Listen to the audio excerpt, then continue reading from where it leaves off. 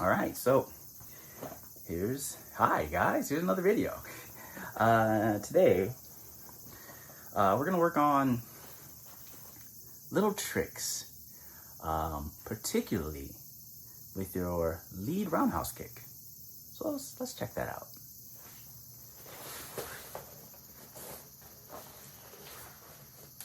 Okay. So, if we think about kicks, there are many different kinds of roundhouse kick. It's still the same tool, it still does the same job, but it still does the same job. But what we're doing is we're going to utilize two kinds of roundhouse kicks, right? Well, it would be my roundhouse kick. It's not a Thai kick, it's not a karate kick, it's not a sanda kick. It's some weird in between thing that it just became over the years, right? But if we think about how people tend to block roundhouse, we're talking about blocking, we're talking about evading. So when we're thinking about how people will normally block roundhouse kicks to the body, because that's what we're focusing on, you're gonna have someone's gonna be within one of two camps, right? There's a third one, but they probably just eat the shot. So you have your Thai shield, the Thai shield right here, where the kick comes in, boom, and you're catching it on the shield that you create with your knee and your forearms. It's knee, shin, forearm, boom, and you're here. So bop, bop, right? This is for middle kicks. If you're coming from more of the Dutch style, or if you're aggressive boxer or a Muay mat, right? So you'll be less likely to do that kind of block, because it takes more time for you to get back to set up for your strikes. So for those types, they would normally frame with both of the forearms, to eat the shot, and also to load the hip. So after that shot hits, they're able to land their strikes afterwards. What we're going to do is we're going to use the lead leg roundhouse kick, this kick, to figure out which camp they're in, right? Are they more of the shielding camp? Are they more of the Thai shielding camp? Or are they more of the forearm shielding camp to follow up with strikes? Either or, it doesn't matter.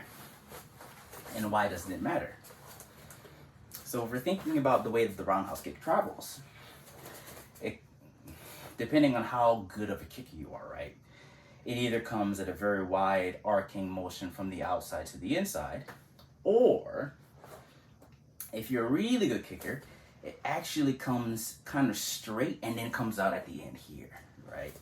So if you're a beginner kicker, like your kick will be way out here to land this kick, right? Once you get more advanced and you start to get a little better as a kicker, you don't have that waste of motion anymore. It's now more sharp. Either or, you're still gonna get those that either do this to eat the shot so they can land their strikes, or to do this to frame, to shield against the shot, right? What we're aiming for is there's a pocket that's created in both of those camps. If I'm doing this, there's a pocket right here. So what's this? This is the left side of my body, so we're aimed. This pocket is for the liver, right? This shield is that. Same thing for this. If they're from the camp that does this, you still have the same pocket that opens up. So it's here. So we know that there's an area that is left open when blocking or shielding the lead roundhouse kick. If you're a left kick, if you're kicking with the left side, right? If they're doing the other side, it's a different part of the body, section of the body. But we're aiming for this one right now. Okay. So what we're going to use, we're still going to use a roundhouse kick, but we're going to use the karate style mawashigeri. And this is with the ball of the foot. The reason why we're going to use this particular kick with the ball of the foot instead of the shin is that the surface area of the ball of the foot is much smaller than the shin, because you look at a shin, which has something long enough to, there we go, right? So if we look at the shin, right? So if we think about this kind of surface, right? So the shin surface area is like this, right? Long bone. Actually, is it? Actually, yeah, it's kind of like this, right? So we have this thing, right? Imagine like if we're looking at it from like this angle, right? So here's our shin, this kind of section right here, right? Not the whole thing. No one's shin looks like this. Is this, right? Okay. This is the surface area of the shin, but we're aiming to hit with an area of the shin that's about like this big. So most people will tell you to aim with the middle part of the shin. Some people will tell you to aim with the lower part. If you're blocking, they say to aim to kind of block with the upper part of the shin closer to the knee, because it's a thicker part of the shin. But aiming with the shin. If we look at the ball of the foot, we take the shin and we kind of make this much smaller. Sorry. So we take this part of the shin. This is what we're hitting with the shin. This part right here is what we're hitting with the ball of the foot. The surface area is smaller, which means it allows us the chance to be a bit more accurate. So we don't need as much power, but we have to be more accurate, more pinpoint with how we're aiming that kick. Okay. So, if you've never done the karate style mawashigeri, if you can kick, it's relatively simple. The basic mechanics of the kick would be we raise the leg up, we turn it over, I pull my toes back, I'm a little old so that my joints don't work as well, and then I'm aiming with the ball of my foot, right? Now, you can probably equate this to, the target is the same target that you would use for the teep or for the side teep, right? It's still the ball of the foot, right? So, what we're going to do is we can actually mask the karate style mawashigeri, the roundhouse kick, with our regular round kick, right? So if we're here, we throw round kicks, right? So no matter how you throw your round kicks, right? It's still an extension of the hip. The knee is still gradually slightly bent. Knee still points in this direction, right? So you can hit your target to get them to raise their guard up, whether they're this type or they're this type. Once you've gotten the read on them, you change the kick. So it's no longer this kick, it becomes, it punches in. Okay.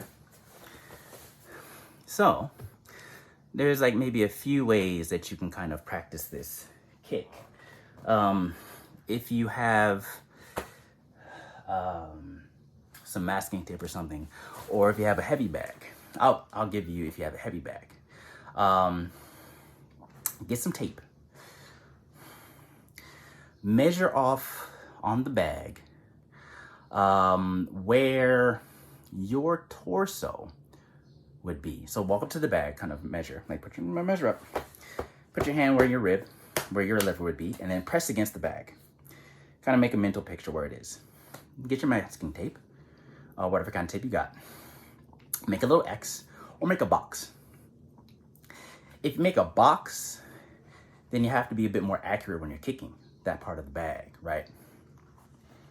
So after you've gotten that, take a step back, and you can practice your regular roundhouse kicks, and then throw a few of those, throw like 3 or 4, and then start practicing where you're just trying to punch the bag with the ball of your foot, but with this setup, but you're punching your leg forward. So you can kind of imagine it's like a jab instead of a hook. It jabs out, okay? I've used this a few times in sparring and it works. It works. So give that a try. See how you like it. And then, you know, how I say, like, subscribe, come back, and watch some more videos, and that's all. See you guys.